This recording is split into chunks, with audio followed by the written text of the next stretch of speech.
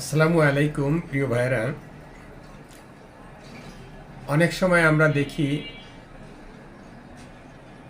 ইমাম সাহেব খতিব সাহেবদের চাকরি থাকে না, কারণ তারা সুদ ঘুষ সমাজের দুর্নীতি নিয়ে কথা বলেন। এজন্য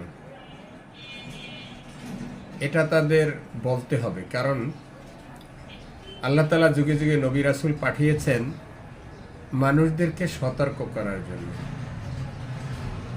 আপনি সতর্ক করলো, আপনি মানলেন না, সমস্যা নাই তো। আল্লাহ তাআলা তো বলেছেন, কোরআন নাজিল করে বলেছেন যে অধিকাংশ লোক ঈমান আনবে না।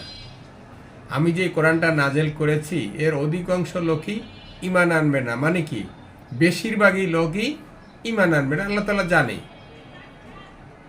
এখন যদি না ঈমান আনে তার ব্যবস্থা আছে। কি ব্যবস্থা? তাদের গলদেশে চিবুক পরিয়ে দিবে, সামনে পিছনে প্রাচীর, তাদেরকে অ্যাটাক করা হবে চারিদিক থেকে।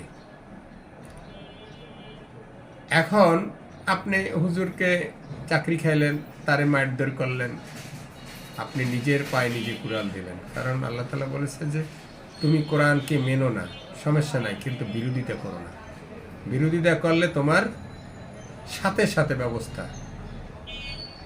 ধন্যবাদ।